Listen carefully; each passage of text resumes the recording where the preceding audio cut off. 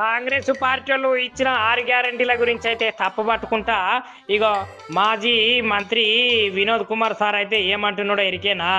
6 గ్యారంటీలు అమలు కావడం లేదు.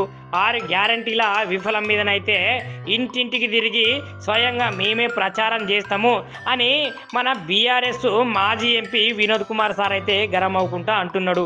ఇక గట్లనే మీకు శాతగానప్పుడు మీరు చేయలేనప్పుడు ఇట్లాంటి ఉచితమైన గ్యారంటీలు ఇచ్చులేందుకు, జనాలను అప్పుల కుప్పల్లోకి మోసుకపోవడు తీసుకుపోవడు ఎందుకు అని సార్ అయితే నిలదీస్తున్నాడు. ఇక కాళేశ్వరం ప్రాజెక్ట్ అంటే మేడిగడ్డ ఒక్కటే కాదు, మేడిగడ్డ ప్రాజెక్టు కూడా ఎంబటే మరమ్మతులు చేయాలి. ఇక అట్లనే భూకంపం వచ్చిన మేడిగడ్డకు ఏం కాలేదని వినోద్ కుమార్ సారు గరం అవుకుంటా అంటున్నాడు. ఇక అసలు ముచ్చట ఏంటంటే కాంగ్రెస్ పార్టీ సర్కారులట ఇచ్చిన 6 గ్యారంటీలల్లా ఏ ఒక్కటి సుతం పురాగా అమలే కాలేదట. ఇక ఇట్లా పురాగా అమలు కాని హామీలను జనాల మీద ఎందుకు రుద్దుతున్నారు? ఏదన్నా ఉంటే ఇస్తే ఇస్తామని, లేకపోతే లేదని చెప్పాలి. కానీ ఇట్లా సగానికి సగము ఎగ్గొడితే మేము ఊకుంటామా?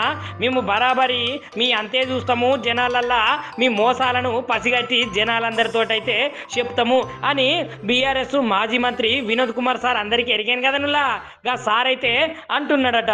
మరి నిజానికి వాళ్ళు ఏం చేస్తారో వీళ్ళు ఏం చెప్తారో కానీ జనాలకు ఉపయోగపడేది, జనాలకు మంచి జరిగే ముచ్చట ఏం చేసినా పర్వాలేదు సార్లు జనాలకు అని జనాలందరైతే ఈ ముచ్చట మీద ముచ్చట్లయితే పెట్టుకుంటున్నారు.